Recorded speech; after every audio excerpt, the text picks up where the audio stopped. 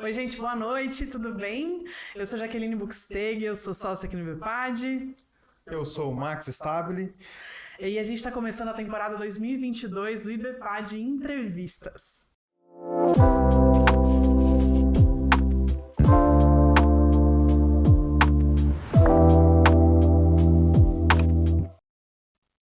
Hoje a gente recebe a professora Karen Alberti. Karen, é um prazer imenso estar aqui com você hoje.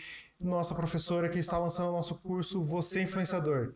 Karen, conta um pouco mais pra gente como é que é isso, Você Influenciador, para quem que é esse curso, como é que é isso, da onde que veio essa história, essa bagagem toda sua? Bem, em primeiro lugar, queria agradecer pelo convite, é uma honra estar aqui nessa estreia da versão 2022 do IBPAD Entrevistas. Eu estou muito animada com o nosso curso, é um projeto que eu já tinha aí, que estava guardadinho e que a gente conseguiu tirar do papel.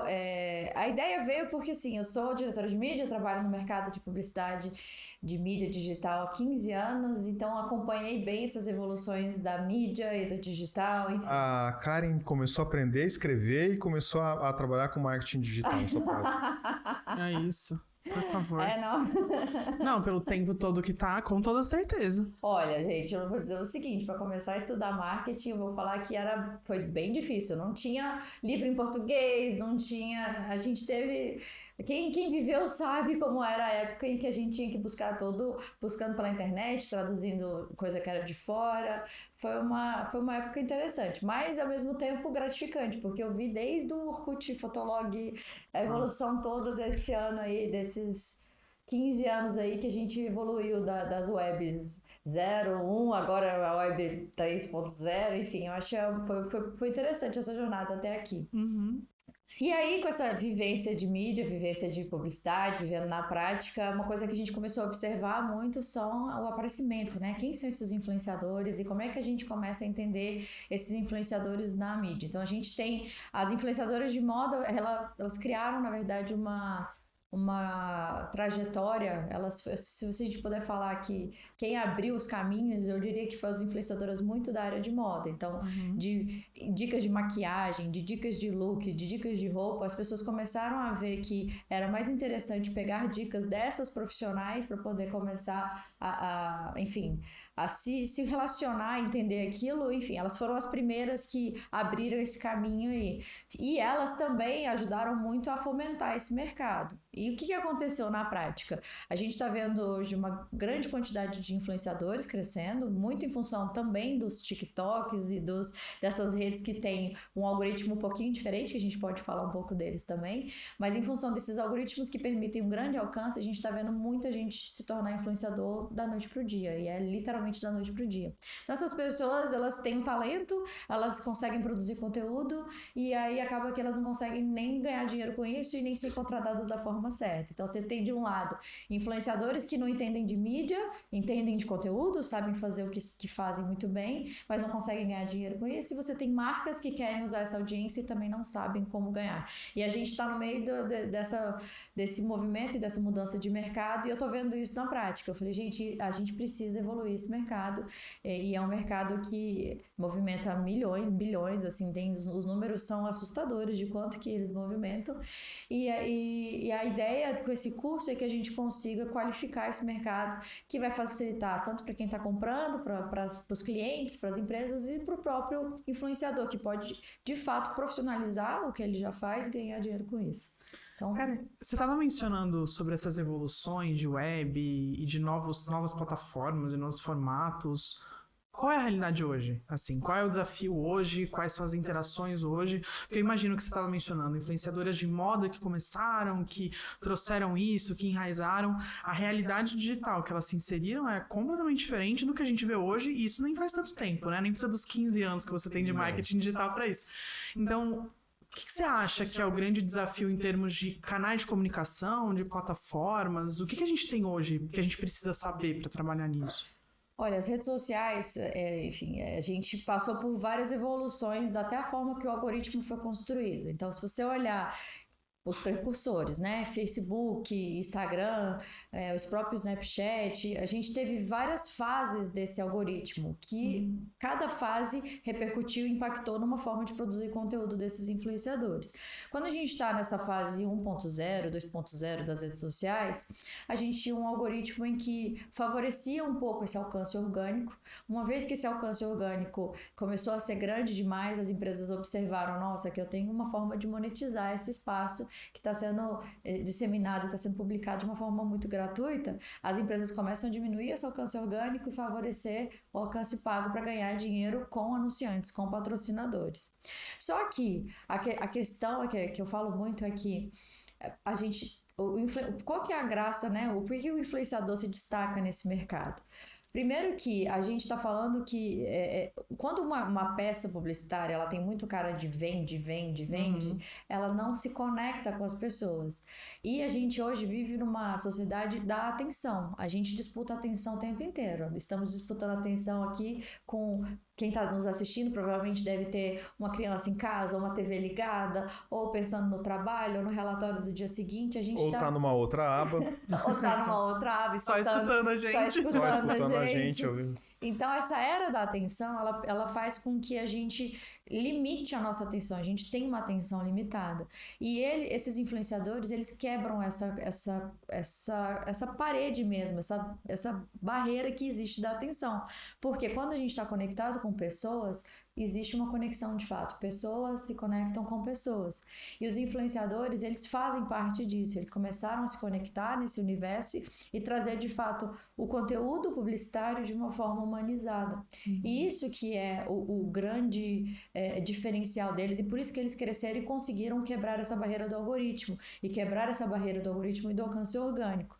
E aí eles, enfim, essas influenciadoras, principalmente de moda, que abriram esses caminhos, elas entenderam isso muito cedo, e quem entendeu isso muito cedo, enfim, hoje são gigantes, né? A gente tem influenciadoras que lançaram marcas próprias de maquiagem, a própria Boca Rosa tem, por exemplo, é um dos exemplos. Então ela começou divulgando dicas, divulgando conteúdo de como se maquiar, e no final das contas ela estava divulgando e referenciando, né, marcas de outras empresas. Ela falou, não, peraí, se eu tô aqui sendo uma referência para isso, as pessoas escutam o que eu falo, então eu vou lançar a minha própria marca. Então, essas são as grandes chaves que as influenciadoras de modas perceberam lá atrás. Só que tem técnica, tem forma, tem jeito de fazer isso. Não é simplesmente lancei a minha marca, lancei uma marca e vou dar certo e vai sair do outro lado.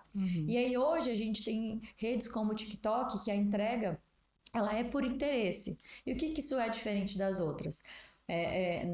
Enfim, o Instagram, Facebook, você precisa de uma conexão mútua entre as pessoas, que significa o seguinte, para a gente ser amigo no Facebook, eu preciso te adicionar, você precisa aceitar. Então, existe uma troca e você precisa autorizar. E a pessoa precisa ativamente buscar pela Jaqueline na hora de fazer essa conexão. Quando a gente está numa rede que entrega por interesse, a rede vai entender que eu gosto de coisas ou de moda, ou de pesquisa, ou enfim, eu adoro eu tenho uma linha do TikTok, por exemplo, que eu vejo coisas de limpeza. É maravilhoso, uns vídeos assim que você limpa tudo. Obviamente. Existe uma satisfação no fim de um vídeo desse, com toda certeza. E são coisas que a gente descobre por interesse. Então, o legal do TikTok é que eu não preciso ativamente buscar por esses influenciadores. Eles estão aparecendo para mim conforme o conteúdo qualificado que eles estão publicando e divulgando. E isso que muda toda a chave hoje dos influenciadores. Porque antes, para você realmente crescer, você tinha que ter, claro, talento, e ainda precisa ter hoje, mas não era só isso. Você tinha uma forma de pensar a mídia, você tinha que saber a hora de divulgar, produzir um canal no YouTube. Existia um investimento até alto para poder você conseguir sair do outro lado e você crescer. Hoje, com essas redes entregando por interesse,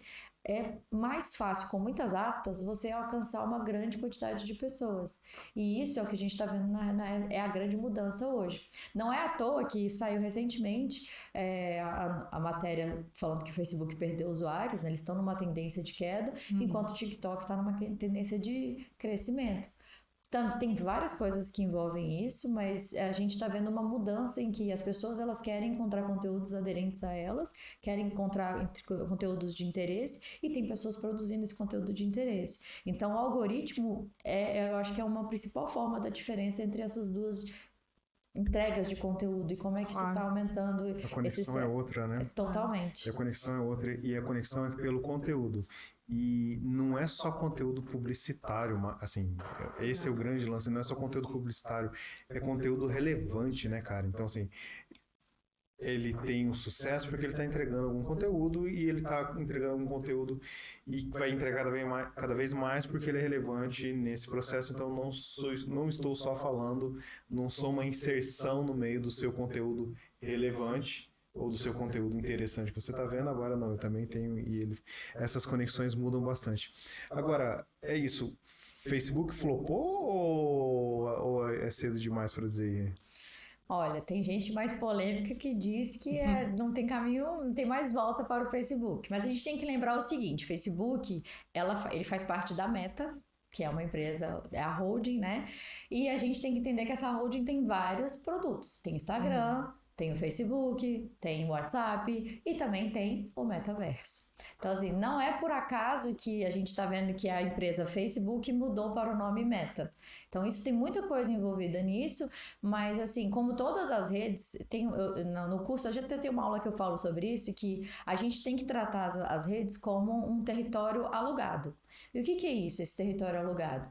Você tem que imaginar que de alguma forma, os donos da bola não é a gente não é dono da bola. Se você quiser pegar a bola e ir embora, eu fechei o Facebook, no dia seguinte você está sem cliente para vender. Então, todas as redes, eu não arrisco dizer que vai ter uma rede que vai durar para sempre. Eu acho isso muito ousado. A gente falava isso do Orkut, falava isso do Fotolog, nenhuma rede é para sempre. E aí a gente está vendo uma tendência do Facebook, a rede principal, ela diminuiu usuários. Mas assim, além é gigantesca. Ela caiu usuários, mas a gente está falando de milhões ainda de usuários. Então não é amanhã que isso vai acontecer.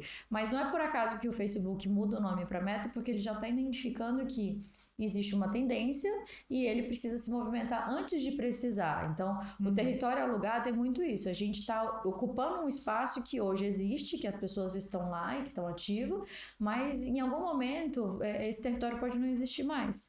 Então, as empresas precisam criar estratégias de o que é meu território próprio? É o meu site, é o meu aplicativo, é a lista de e-mailing.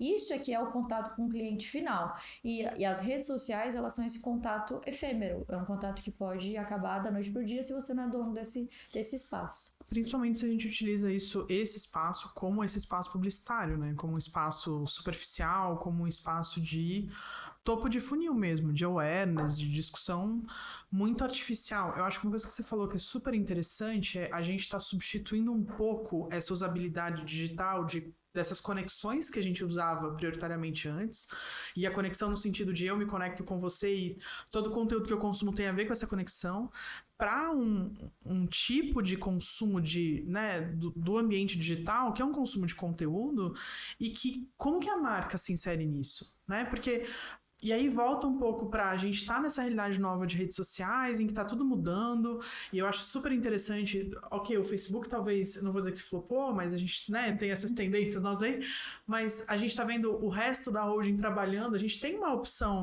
no Instagram, que é muito similar a um TikTok da vida. Esse algoritmo a gente não consegue treinar tão bem, né, mas assim, tá lá, eles estão tentando o formato.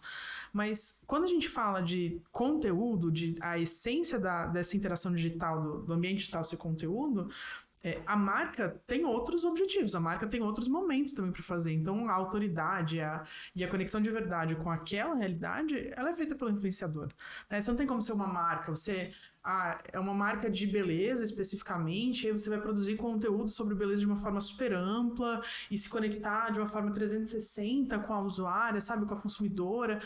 Isso é muito difícil, porque a marca tem que ter outros focos também, né? Porque eu acho que o que acontece hoje? As marcas, elas precisam... Quando eu estudei lá na faculdade, alguns aninhos atrás, a gente aprendeu com Kotler os 4 P's do marketing digital, né? Que era Preço, praça, produto, promoção, né?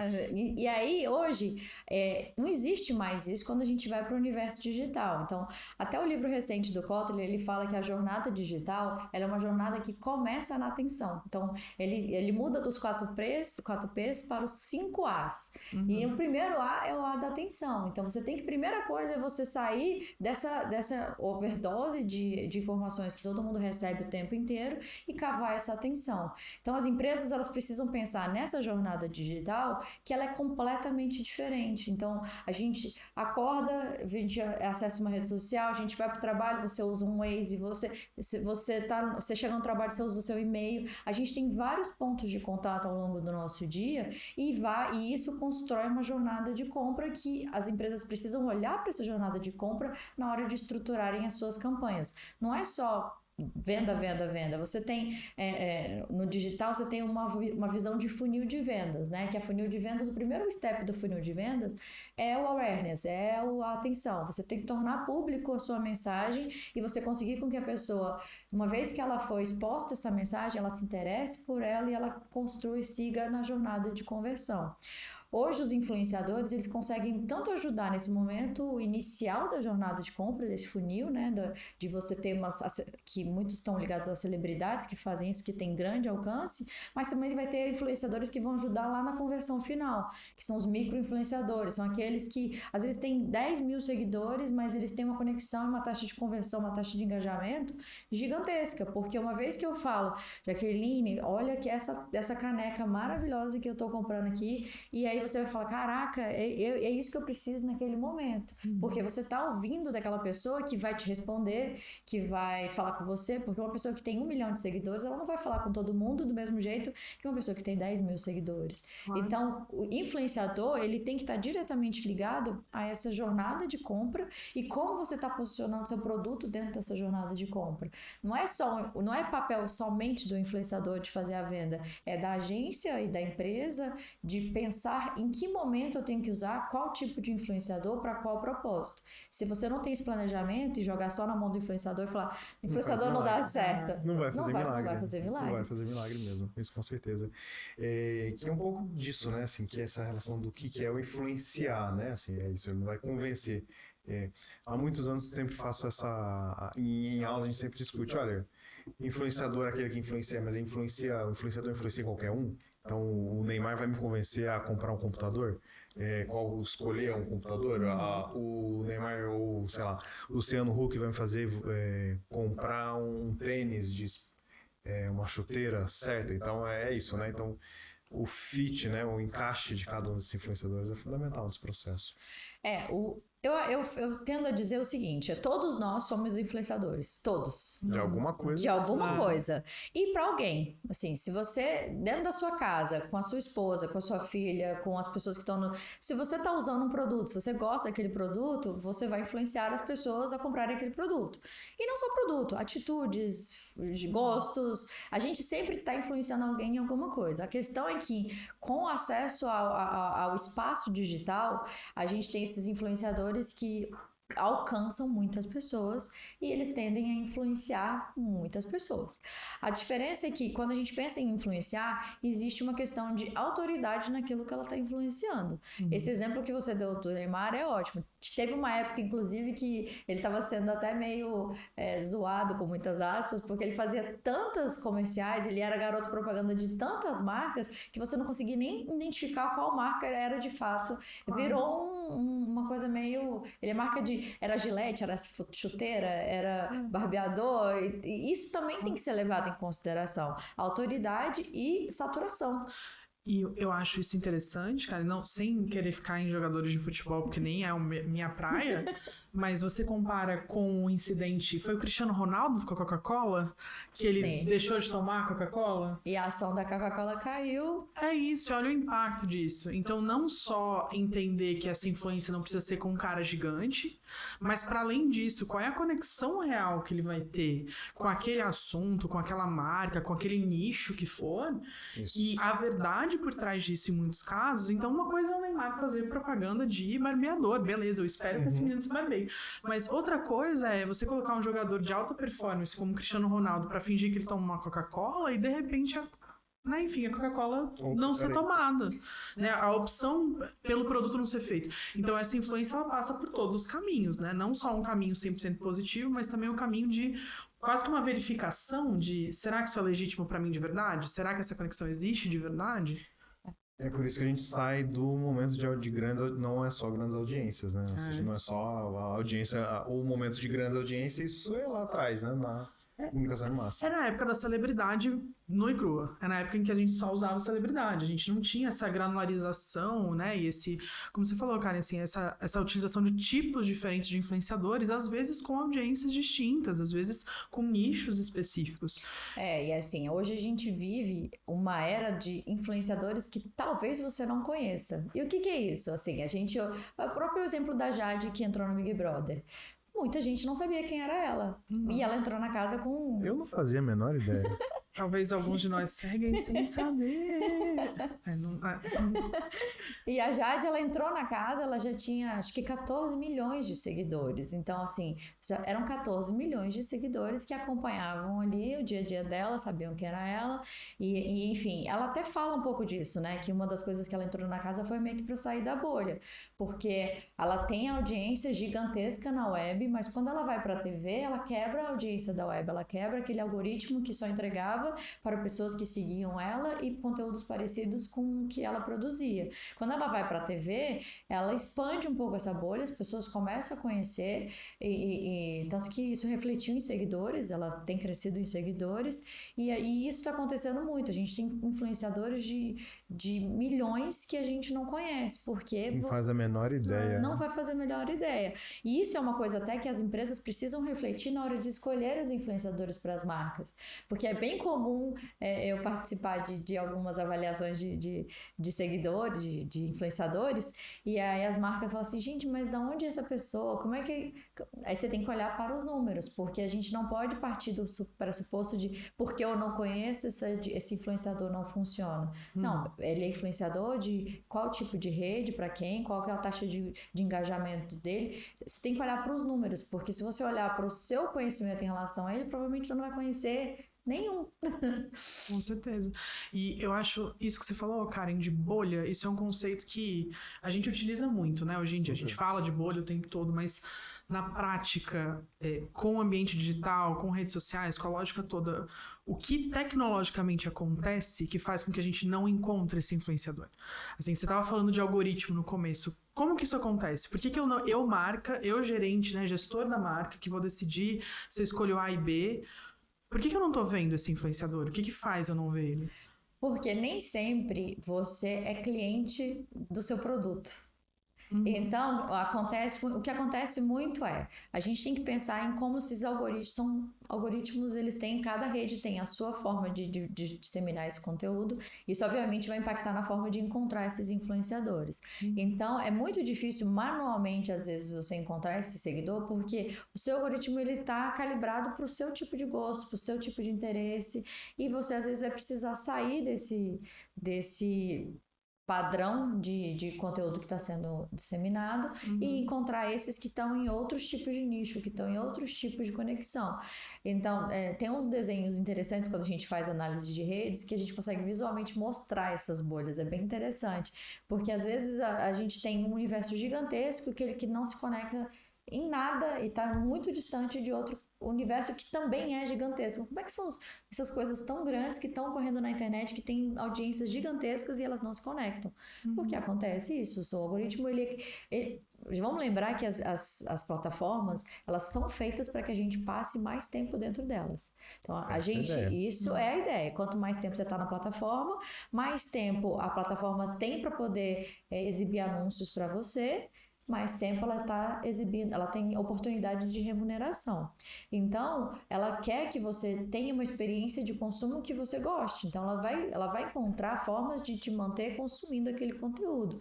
Então, todos os algoritmos, essa é a regra básica dos algoritmos. Então, por isso que acaba que você vai encontrar, você vai ter nichos que você não vai ver esse influenciador porque ele não te pertence, ele não é daquele mundo. E se você quer planejar um produto que você às vezes não consome, o que acontece muito, às vezes você é dono de uma empresa de um produto que você não consome. Eu poderia fazer um produto de desodorante para homens. Eu não consumo, mas eu preciso encontrar quem consome da forma certa para o próprio Neymar. Quem influencia para essa turma, né? Quem influencia para essa turma. Cara, e como é que a gente encontra, então? Porque é isso. Então, basicamente, aquela caixinha de busca lá da ferramenta não vai aparecer, obviamente, eu abrindo lá na minha conta e buscando, não vai aparecer.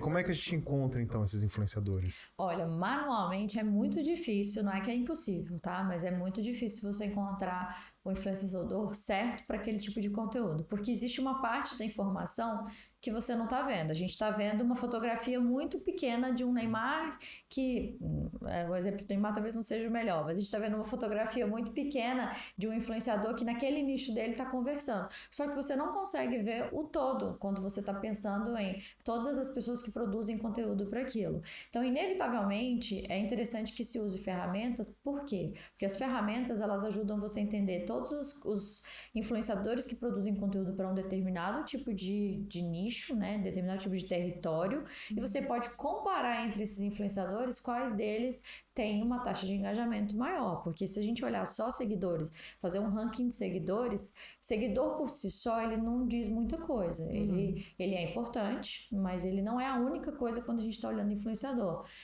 Existe um mercado paralelo e legal de venda de seguidores. Então, com o dinheiro você consegue ter essa base e você consegue simular esses números. E é por isso que é importante a gente usar as ferramentas de mercado hoje que fazem esse mapeamento de todos os territórios disponíveis, e aí você começa a encontrar qual influenciador se conecta mais dentro daquele território.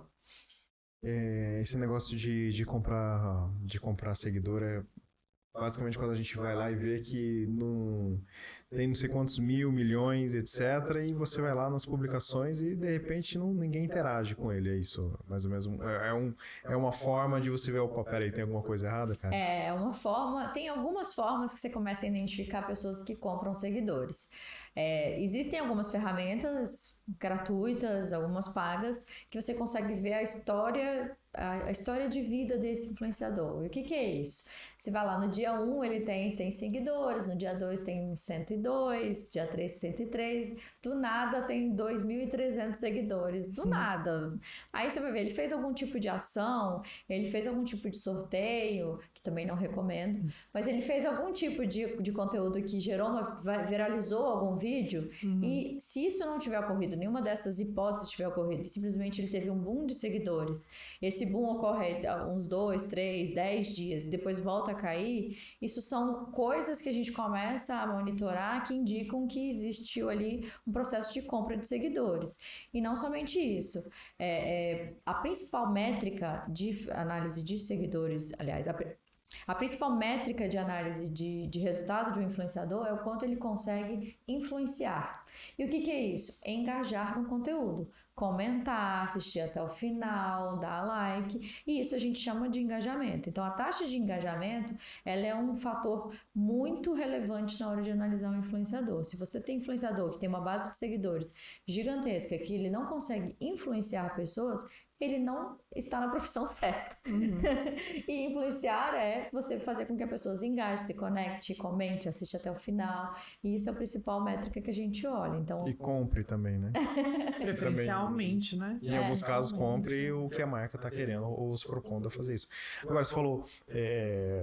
Como assim sorteio? Você não recomenda sorteios? Pô, esse daí o negócio tava bombando, todo mundo faz sorteio. Como é que é isso? É porque quando a gente fala de sorteio, o que acontece? Existe um comportamento das pessoas de ganhar coisa. Todo mundo adora ganhar brinde, adora ganhar coisa de graça. Então, eu que sou uma influenciadora de marketing digital, né? Eu produzo conteúdo relacionado a marketing digital e eu faço um sorteio de uma bola, ou uma chuteira, ou alguma coisa do universo de futebol. Crio um kit de futebol e aí eu falo, gente, quem me segue aqui para poder participar desse sorteio, você tem que indicar quantas pessoas, marcar tantas pessoas e eu vou fazer um sorteio. O que vai acontecer? Eu vou ganhar uma audiência gigante de pessoas que gostam de futebol, eu não entendo nada de futebol. Aí essas pessoas, elas vão vir para poder ganhar a chuteira, elas vão me seguir. No dia seguinte do sorteio, elas vão falar, eu não me conecto com esse conteúdo, eu não tenho nada a ver. Essa pessoa está produzindo um conteúdo que não tem nada a ver comigo. Ela vai embora no dia seguinte. Então, isso é um exemplo. Seu perfil deixou de ser relevante. Deixou de ser relevante. Então, e aí os algoritmos entendem. Exatamente. Claro. Você deixou de ser relevante, você conquistou uma audiência suja, porque é uma audiência que veio por causa de um interesse e que ela vai embora no dia seguinte. E sorteio pode até ser algo que eu faço. Eu poderia até sortear o livro do IBEPAD aqui. Eu vou sortear o livro do IBEPAD, eu faço sobre marketing digital, as pessoas podem até gostar disso. Só que vai ter um monte de gente que vai começar a seguir que não se conecta com a minha voz, porque ela está interessada apenas em ganhar o presente. E isso é ruim. E se você está falando de conexão, não tem a ver só com a macro temática, né? Eu sou uma influenciadora de marketing digital. Eu me conecto pelo nível pessoal, eu me conecto pelo formato que você fala, eu gosto do jeito que você explica, eu gosto do jeito que você cria formatos interativos. Então, eu acho que essa questão de afinidade entre o usuário hoje e o influenciador, ela é muito mais complexa do que a gente falar só, eu sou uma influenciadora de marketing digital, eu sou uma influenciadora de beleza. Né? Existe um gap muito grande entre o tipo de influenciador que você pode ser dentro de um mesmo nicho, né? Cara, hoje quem que é esse usuário que consome influenciadores no Brasil, assim? Quem é esse brasileiro que está optando por consumir conteúdo produzido, ok, às vezes por influenciadores maiores e tal, mas talvez por nichos? Quem é esse brasileiro hoje? Quando a gente vai para a média, tá? Quando a gente pega todos os tipos de influenciadores, o público majoritário são mulheres. Então, nas redes, a gente tem muito mais mulheres de 25 a 35 anos que estão consumindo influenciadores, ou seja, a gente. Só que quando a gente faz esses estudos de perfis, a gente tem que entender tipos de influenciadores. Então, hoje, por exemplo, o humor, que é uma categoria gigantesca de todas as redes, ela é majoritariamente seguida por seguidores homens. Então, se você quer achar homens que vão comprar produtos de marca, enfim, algum produto de varejo ou alguma coisa que seja consumida por muitas pessoas, encontrar influenciadores de humor talvez seja uma conexão. Então, você tem que ir quebrando qual que é o nicho que você quer e qual é o usuário que está mais seguindo ele. Mas hoje a gente tem muito mais mulheres e você tem ali o Sul e Sudeste sendo os principais em termos de seguidores hoje, né? São pessoas que estão lá nas redes comentando, curtindo. E de moda, obviamente, as mulheres, o ranking é muito maior. Então, hoje a influência de moda, o mercado de moda, o humor e música são os maiores hoje em termos de número de influenciadores e número de seguidores. E é super legal você falar isso, porque então isso quer dizer que eu preciso conhecer meu público-alvo, preciso saber quem ele é, mesmo que eu não seja o consumidor do meu produto, e tá tudo bem, nós somos profissionais distintos, diversos, né, dentro das nossas equipes. Mas para além disso, além de conhecer o básico né, da minha característica sociodemográfica, de eu sou uma mulher, de 25 a 34 anos, enfim, eu preciso conhecer um pouquinho também do atitudinal, né, desse meu público. Eu preciso saber que ele gosta de humor. Eu preciso saber que ele gosta de música. Eu preciso ampliar pouco mais. E que música? Eu preciso ampliar um pouco mais essa esfera de influência para além só de... O Neymar vai falar de chuteira. Talvez não seja só isso, né? A afinidade que eu tenho com o influenciador talvez não seja só essa. Principalmente quando a gente está nessa substituição de celebridades. Quando a gente olha para a jornada da mídia digital... Em uma época, em um determinado momento que a tecnologia permitia, a gente segmentava anúncios por interesse puro, que era o seguinte: uma página de moda, eu colocava um produto relacionado à moda naquela página, porque era por aquele interesse. Hoje, eu consigo comprar por interesse da pessoa, independente da página que é. Então, é um pouco disso. Eu posso encontrar o interesse da pessoa, independente de onde ela estiver. E a tecnologia permite isso. Então, assim, a gente estava até comentando antes de começar aqui a nossa gravação de hoje, eu e você somos pessoas, mulheres, que temos a mesma faixa de idade. Você gosta de basquete, eu não gosto de basquete. E se você for comprar pela mulher de 35 anos em Brasília, você vai botar um anúncio para mim e para você. E você provavelmente vai engajar e provavelmente eu não vou engajar se for um ingresso para o jogo de basquete aqui em Brasília. Então, quando a gente olha para o atitudinal, ele também tem isso. A gente não pode simplesmente olhar para o demográfico, tem que olhar por interesse, para a conexão, que é o que o algoritmo do TikTok faz. Todos são pessoas iguais, mas se você for olhar a timeline dessa pessoa, ela é completamente diferente, porque ela está engajada nos interesses diversos que nós temos, né? E a grande diferença do digital trazendo pra gente dados comportamentais como esses, né? Então, olha a dificuldade que a gente tinha no marketing antes, de quando o Kotler fez os 4Ps lá atrás, até eu descobrir que eu, Jaqueline, gostava de basquete, você, Karen, já gostou de futebol um dia, a gente nunca ia ser impactado por essa comunicação. Não, a gente nunca ia ser considerado. A personalização desse marketing nunca ia saber que a gente pode ter lógicas sociodemográficas muito similares e gostos completamente diferentes. É até interessante isso, porque assim, uma vez eu estava em sala de aula falando o que era uma DMP. Enfim, DMP é uma plataforma que Não é um palavrão. Pelo amor de Deus, não é um palavrão. A gente coloca um disclose aqui, DMP. E a DMP ela funciona para dar essa resposta comportamental das pessoas na internet. E aí eu abri em sala de aula e mostrei, olha, existe uma empresa chamada Naveg que ela consegue, que você abre uma determinada página lá e ela fala assim, olha, esse seu computador, ele tem esse tipo de perfil comportamental. Ele fala, gosta de isso e aquilo. E eu abri em sala de aula e aí o perfil indicado pela Naveg lá era que eu era um homem.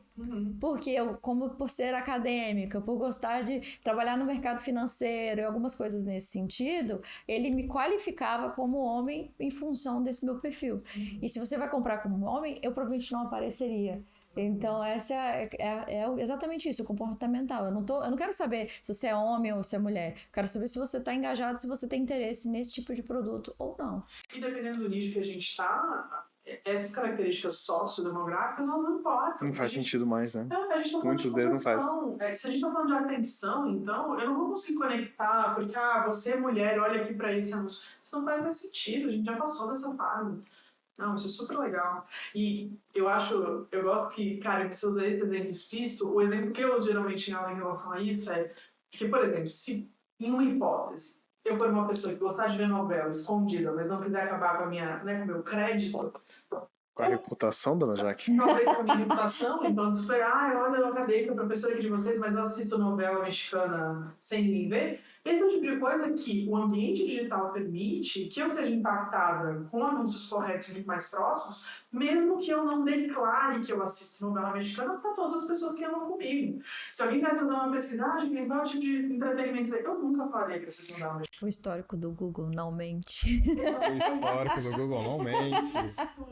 Nunca abra seu Google pra ninguém, nunca abra seu algoritmo do YouTube na frente de ninguém sem fazer um filtro antes. Exatamente. A regra número 1 da boa convivência. Isso é verdade. Isso é verdade. Karen, quando você falou desses conteúdos e dessa afinidade, eu acho que você tinha mencionado um pouquinho de humanização, né? Você tinha mencionado esse influenciador, ele ter uma conexão, ele ser capaz de trazer o conteúdo que a marca, às vezes, enquanto algo institucional não consegue, para perto do usuário.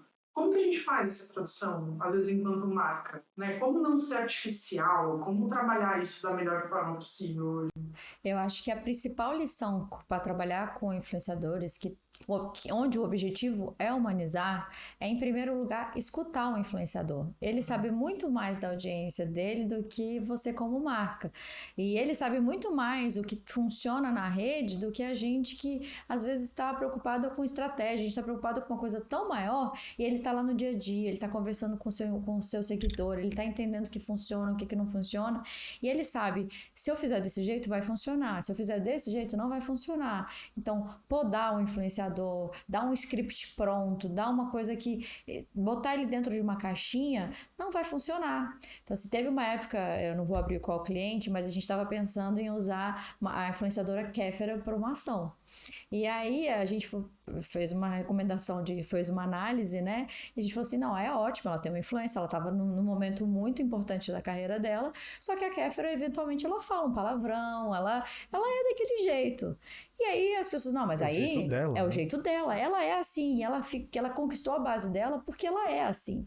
Então, você quer colocar ela numa ação que a primeiro briefing, a primeira coisa dela é você seja outra pessoa, ela vai parecer uma robô, não vai funcionar, não vai humanizar, não vai funcionar. Então, às vezes, a marca também tem que olhar para dentro e falar, eu tenho capacidade de usar esse influenciador que às vezes vai falar um palavrão e tá tudo bem, ou não, eu preciso de um influenciador mais conservador. E essa análise a empresa também tem que fazer. Não é simplesmente pegar uma pessoa que está no auge ou que está num hype ali do seu momento como influenciador e querer colocar ele dentro de uma caixinha que não vai funcionar. Vai ficar robô, vai ficar esquisito e não vai humanizar. Então, o influenciador, ele precisa trazer para a marca, trazer o que ele trouxe, o que ele fez para conquistar aqueles seguidores. É assim que a gente trabalha com influenciadores, escutando, ouvindo e deixando ele ser quem ele é na hora de produzir esse conteúdo. Entendendo e avaliando esses riscos, né? Como sempre, é isso, tem riscos e oportunidades, mas ele precisa ser ele. Ela precisa ser esse influenciador que está há anos construindo precisa ser, senão fica ruim para a marca e vai ficar ruim para o influenciador que de repente ele apareceu de um jeito diferente para a audiência dele. Fala, esse cara, essa pessoa se vendeu. Aí, ó, você está vendido aí para essa marca. E obviamente a gente acompanha, sabe? Né? Isso. Fica artificial. Eu acho que isso que você falou, Max, assim, é muito importante, porque qualquer seleção de canal de comunicação de uma marca tem benefícios e riscos envolvidos. Então, se eu vou trabalhar com uma publicidade televisiva, por exemplo, eu preciso ter uma avaliação de risco. Às vezes o meu orçamento vai ser muito alto, às vezes eu não vou alcançar meu público específico. Assim como trabalhar, né? Eu acho que a gente discute muito isso. Influenciadores se transformaram em um tipo de canal de mídia. Né? Se transformaram em canal de comunicação. Então, é necessário que exista uma avaliação dos riscos desses influenciadores por parte das marcas. Né? Muitas vezes a gente vê muita marca vendo leite derramado, né? Pra gente não pisar em ovos essa semana, mas a gente vê muita marca discutindo leite derramado. Isso. Mas será que você não conseguia avaliar esse risco antes? Será que isso que esse influenciador fez é tão insano para você, olhando para o histórico de comportamento dele? E para o tamanho dele, para a influência, a relevância. Exatamente. E quem do outro lado está interagindo, né? Ou seja, isso. Eu acho que a gente aprendeu que assim, estratégias, elas podem ser personalizadas para as marcas, né? Talvez a minha decisão de escolher o influenciador A ou o influenciador B depende do meu objetivo, da minha necessidade do momento. Enfim. Mas eu acho que é importante também a gente ter essa avaliação, né? Existe uma necessidade de entender e estudar esses influenciadores. Então a escolha não vai ser só, como você falou, né, pela quantidade de seguidores. Não pode ser. A escolha não vai ser só pelas visualizações que você tem no seu canal do YouTube. A escolha não pode ser por isso. O influenciador precisa fazer sentido com sua marca, fazer sentido com sua realidade. E o público dele precisa entender essa conexão. Porque senão a gente vai chegar num ponto que o leite derrama e a gente e tem muitos casos, assim, a gente tem exemplos recentes até de situações que dava para poder prever. Assim, e o tamanho é gigante, né, cara? Assim, a mídia, a potência, a audiência, a gente é acostumado, ou era acostumado, dependendo de quem tá assistindo a gente, ouvindo a gente falar, acostumado com televisão, achando que televisão era um negócio supra-sumo, não é bem assim mais, né? Quando você olha para os números, é muito impressionante, porque assim, vamos pegar aqui um exemplo. Por exemplo, o Whindersson Nunes, né, que ele é ele é um influenciador de milhões, ele é uma questão gigantesca. Se a gente vamos pegar aqui o canal dele no YouTube, Whindersson Nunes, vamos lá no canal dele, do Whindersson Nunes, vamos olhar aqui os vídeos dele, tá? O que acontece? A gente começa a olhar aqui primeiro, ele já tem 43 milhões de seguidores. Quando a gente olha para a TV, só um paralelo, que não é exatamente o mesmo, mas a audiência média do Big Brother em 2021 foi de 40 milhões de pessoas. Então, a gente começa a entender inscritos e audiência. Não podemos olhar inscritos para audiência, por quê? Porque a audiência, ela visualiza, né? Mas então vamos olhar a visualização, vamos começar a comparar. Então, um dos vídeos mais assistidos aqui do Whindersson, a gente tem um aqui de 8 meses atrás, de 6,7 milhões de visualizações. Então, um vídeo de 3 minutos que foi assistido por quase 7 milhões de pessoas. Claro que a gente está comparando coisas diferentes de televisão, YouTube, etc., mídias, experiências, etc., diferente. Sim, claro. Mas, assim, ainda está naquela manhã, naquele período, e em muitos casos acabou, passou, é isso. Um vídeo dele no YouTube tá ali por um período de tempo, ou seja, se a gente tá vendo algumas dessas estatísticas de 6, 7, hoje, falando agora, quando a gente tá fazendo esse papo, daqui 2 meses, 3 meses, isso vai só aumentando daqui 1 ano, 2 anos, ou seja, parece muito menos perene do que, inclusive, algumas outras mídias. Ou seja, esse universo de influência e influenciadores é outro rolê. Acho que esse é o ponto. É uma comparação que pode até ser um pouco injusta, mas assim, é uma comparação que você precisa fazer. Qual é o tamanho do alcance dessa audiência. Principalmente quando você fala de um influenciador como o Whindersson, que muitas vezes pega uma GoPro, põe no quarto, grava e alcança 3 milhões de pessoas. Então, por quê? Porque ele tá lá com a questão da humanização, ele tá falando coisas do dia a dia, ele é a grande celebridade. E é a celebridade que, por exemplo, quando a gente olha no nosso funil, a gente usa ele naquele momento de awareness, aquele momento de fazer com que as pessoas se conectem ou descubram, ou é a atenção, porque ele tem esse poder mesmo de fazer com que as pessoas descubram as coisas e que elas saibam que as coisas existem, enfim. Tem novidade na área, é isso. Exatamente, tem novidade na área. Uau, isso aí é inacreditável. E é legal da gente discutir até esses formatos, assim, porque, ok, eu sou uma marca, eu sempre vou considerar o Whindersson o tempo todo. Sabe, eu vou considerar o Whindersson em detrimento da Fórmula 1, eu tenho que escolher o Whindersson porque o conteúdo dele vai ficar perene, porque será que eu preciso escolher ele? Quando que a gente encaixa um influenciador? Quando que a gente escolhe um influenciador como uma estratégia? Por isso, quando que eu, de novo, gestor da marca, gerente da marca, eu estou na agência, quando que eu proponho uma estratégia de influenciador hoje? Você tem que olhar, uma das coisas que a gente tem que olhar é, primeiro, qual que é o tamanho do orçamento que a gente tem, porque não adianta você jogar um tiro de canhão, que é o Whindersson, para uma coisa muito pequena, você vai pagar muito caro, porque você tem que olhar o cachê, o quanto que ele tem, ele alcança muitas pessoas, mas o quanto que é esse número no seu micro análise, né? O que a gente faz quando a gente reduz isso a quanto que eu estou pagando para cada visualização. Então, na mídia, a gente tem uma métrica chamada CPM, que é custo por 1.000 visualizações. Então, sempre que a gente vai comprar mídia, a gente tem que olhar esse número unitário mais baixo, mais fino do seu dado. Porque se você pegar um caixa, vamos de novo nele aqui, por exemplo. Suponhamos que eu tenha feito um patrocínio aqui e aí a marca IBPAD está aqui no moletom do Whindersson Nunes e aí a gente quer pagar para ele. E o Whindersson fala, tudo bem, meu pai, eu posso botar a marca de vocês no meu moletom, mas eu vou cobrar 2 milhões para isso. Como é que a gente faz esse cálculo? Eu vou pegar esses 2 milhões de reais e vou dividir pelo número de visualizações que eu tive, 6 milhões. E aí multiplicar isso aqui por 1.000, que é custo 1.000. Então, eu estou pagando R$298 para cada 1.000 pessoas alcançadas. Muitas vezes, na compra de mídia, você vai ter CPMs, né, que é mais baixos que isso. Às vezes, você consegue comprar na mídia direta um CPM de 22, 23, 30, 40, quando são os mais caros, enfim. E aí é aí que a gente começa a fazer comparações. Às vezes, comprar a mídia direta como vende, ela tá lá, R$30, alcancei um monte de gente. Só que aqui eu tenho um CPM mais caro, mas eu tô alcançando mais gente que vai se conectar com o Whindersson, que fala, nossa, eu quero esse moletom. E você ainda tem outros tipos de ganhos. Então, esse é o peso que o dever de casa do empresário, da agência, da empresa precisa fazer. É o espaço, quanto que eu estou pagando por cada unidade desse espaço e o quanto que isso está me voltando em negócios. O cálculo é basicamente esse, o valor de cachê, o valor de exposição e o valor que eu vou ter de volta comprando uma mídia ou via influenciadores ou uma mídia direta dessa mídia digital, desse espaço digital. Lá no seu curso você mostra como é que a gente faz esse controle, né? Assim, porque afinal de contas, enfim, você tem que acompanhar esse processo, né, Karen?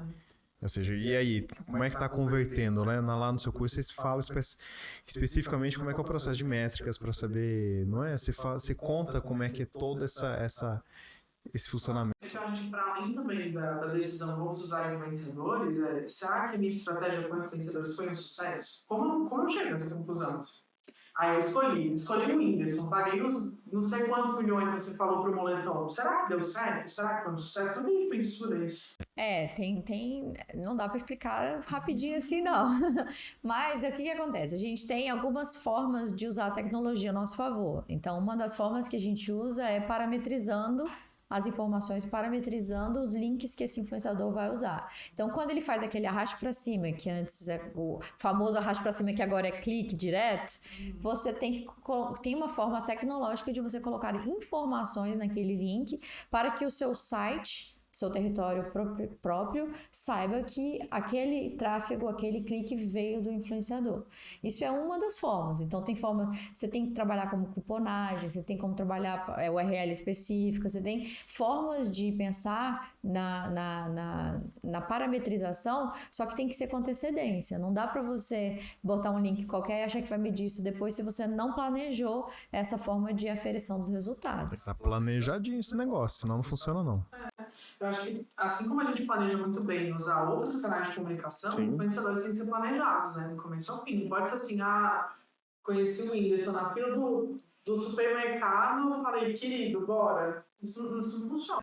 Não funciona. E tem gente que ainda acha que é assim, gente, é porque eu sigo a Jaqueline, eu vou te contratar e é isso. E é assim que funciona. Não, mas eu tenho certeza, a gente já viu isso em apresentação, mas eu tenho certeza que a pessoa fala muito, ela tem aderência a esse tema, eu tenho certeza absoluta, eu acompanho, ela falou disso, etc, né? Então, sair dessa sua exemplo pessoal, ou seja, meu sobrinho, meu tio acompanha, etc, ir lá e ver os números e ver o que está acontecendo de fato.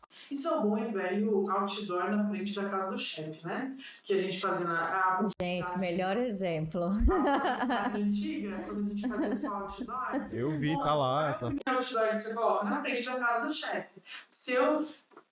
Não faz sentido no caminho, né? Na frente da casa do chefe para vender meu produto se meu chefe não é meu cliente. Exatamente. Então, se eu vou escolher um influenciador porque ele está na frente da minha casa, eu não vou atingir o público que eu preciso. Eu nunca vou ter a granularidade que eu preciso. Exatamente. E com certeza vai ter um influenciador que chega no meu público de alguma forma. Né? Hoje, é claro, a gente sempre precisa discutir as especificidades da população brasileira, o acesso à internet tem crescido cada vez mais, o acesso à tecnologia. Mas a gente tem formatos distintos. Eu acho que esse é o grande diferencial, né? A grande capilaridade que redes sociais trazem pra gente, por exemplo. Hoje eu consigo um celular ter um aplicativo que me dá um acesso à internet com uma 3G, enfim, algum acesso remoto minimamente, mas que possibilita que eu tenha conteúdos e tenha, enfim, entretenimento, né? E uma conexão muito específica com atores que não necessariamente são gigantescos ou que estão em outros canais. E você tem com os influenciadores uma camada, uma diversidade de conteúdos que você pode fazer. Ele pode ser embaixador de marca, ele pode ser o próprio só garoto propaganda, ele pode criar um conteúdo humanizado, ele pode fazer uma palestra, de repente você quer fazer uma coisa em endomarketing na sua empresa, você pode fazer. Você pode lançar um produto com ele em colaboração. Então, assim, tem milhares de coisas que você pode fazer com o influenciador que foge da mídia tradicional. E isso é muito rico, porque são formas de fato, mais uma vez, captar a atenção das pessoas num mundo em que a gente disputa a atenção o tempo inteiro com todo mundo. Cara, se eu acordar amanhã, eu já queria que ser um influenciador. Eu decidi que eu vou acordar, eu vou começar a produzir conteúdo, esse podcast não conta, a gente vai começar a produzir conteúdo para ser influenciador. O que eu faço? Eu vou começar a comprar seguidor? Eu vou começar a produzir conteúdo individual? Quais são dicas que a gente pode dar? Porque a gente está falando muito de empresa, né? De empresa, de agência, de gestores e tal. Mas e se eu, do outro lado, sou alguém que quer produzir conteúdo, que quer virar um influenciador, quais são as principais dicas que a gente pode dar para essas pessoas hoje? Olha, eu costumo dizer, eu mostro isso no curso, que existe técnica. Assim, é óbvio que vai ter gente que é fora da curva, como o Whindersson, que começou com a sua GoPro dentro do seu quarto, lá no interior do Piauí e explodiu. Isso é inexplicável. Mas também existem formas de você produzir um conteúdo, você planejar esse conteúdo e você crescer na base. No curso, inclusive, eu conto como que eu construí, como que eu planejei o início do meu canal no próprio TikTok. Então, foi tudo muito pensado, eu não vou dar spoiler, eu vou não contar todo o segredo, mas tudo que eu produzi para essa plataforma, ela foi pensada em como que eu começo, como que eu escalo, como que eu cresço, e a gente chegou em 100 mil seguidores. Então, assim, eu não tenho planos de ser influenciador, eu queria testar uma hipótese e essa hipótese, ela funciona e dá certo. Quem quer realmente investir é expandir essa técnica em um pouquinho mais de esforço, em consistência e em objetivo. Esse não é o meu objetivo. O meu objetivo é, de fato, fomentar esse mercado, fazer com que as pessoas se profissionalizem. É uma nova forma de você ter uma remuneração num mercado em que o digital ganha cada vez mais espaço, com o metaverso, os NFTs. Então, tem muita coisa acontecendo que vai mexer no nosso mercado.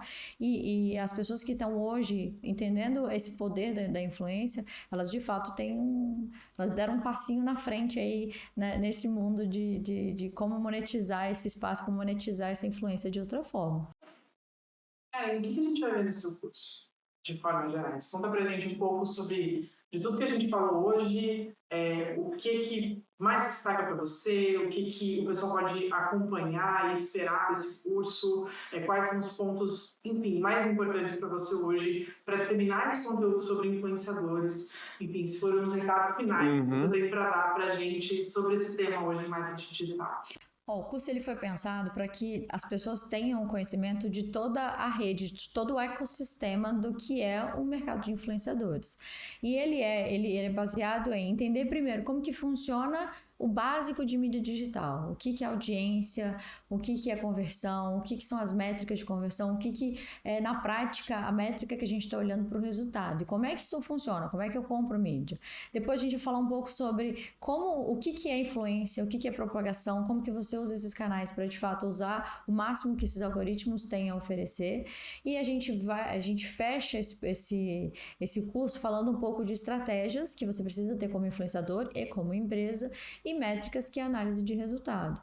Então ele é pensado foi exatamente uma cadeia de informações que você precisa de uma para poder evoluir na outra, de uma forma que você chegue no final do curso e fala, entendi como funciona esse ecossistema, entendi como funcionam os algoritmos, entendi agora como que eu posso profissionalizar algo que eu já tenho dentro de casa, que é o meu talento de produzir conteúdo, e chegar do outro lado, chegar numa reunião com o seu cliente para poder fazer uma oferta. Os dois lados estão preparados para falar isso que eu quero comprar e é isso que eu tenho para oferecer. Então, é um curso pensado para atender esse mercado de influenciadores dos dois lados. Muito bem, tanto para influenciadores quanto para marcas e empresas que querem utilizar influenciadores. Muito bem, Karen, e a gente agradece tua presença aqui com a gente. No primeiro episódio da nossa série 22 de Bepad Entrevista. E a gente agradece a quem também assistiu a gente até aqui. Eu que agradeço mais uma vez, é um prazer estar aqui com vocês, que seja o primeiro de muitos e que sucesso nesse 2000. Tem muita coisa vindo aí, viu, gente? Pelos que estão me contando, tem uns spoilers aqui. Tem bastante coisa. Tem bastante coisa. Obrigada, gente. Valeu, gente. Obrigada. Obrigado.